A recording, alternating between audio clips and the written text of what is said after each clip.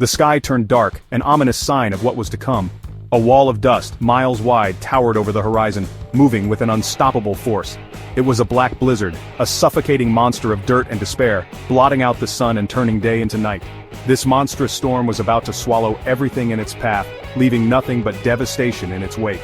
This was the Dust Bowl, a period of unimaginable hardship that ravaged the American heartland in the 1930s.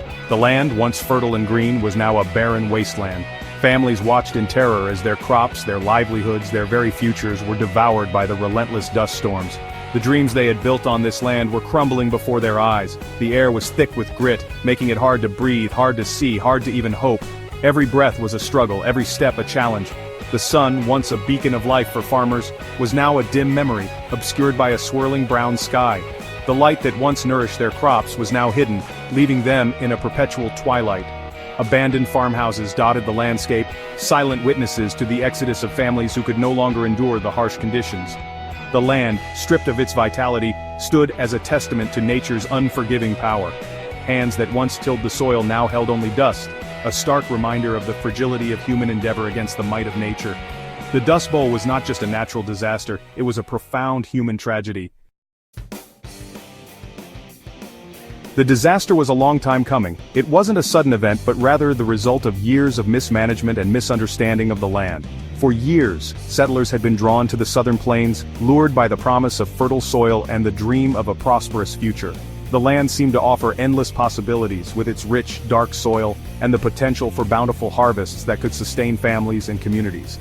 They plowed under the native grasses, which had held the soil together for centuries, exposing the topsoil to the elements and setting the stage for disaster.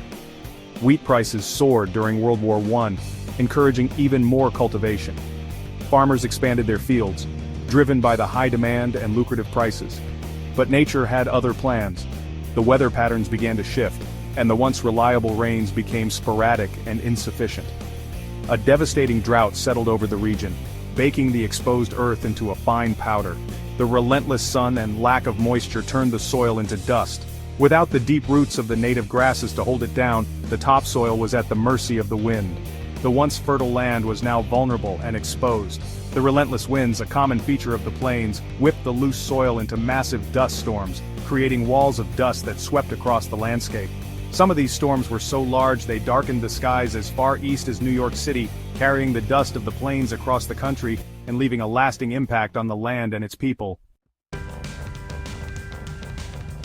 Children, their young lungs vulnerable to the dust-filled air, developed hacking coughs and struggled to breathe.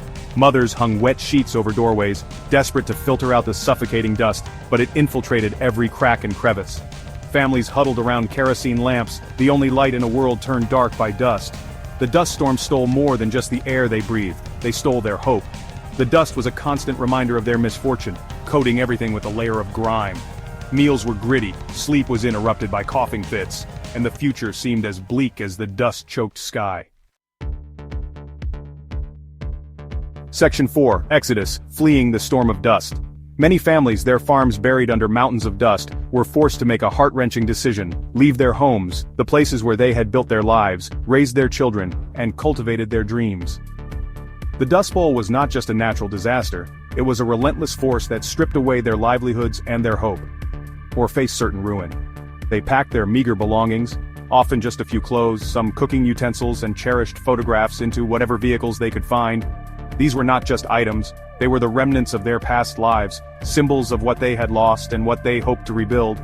They loaded these possessions into rickety cars and trucks and headed west, desperate for a new start. They were the Okies, a term that came to symbolize the plight of Dust Bowl refugees, though they came from other states as well: Texas, Kansas, Colorado, Arkansas. The journey was long and arduous, filled with uncertainty and fear.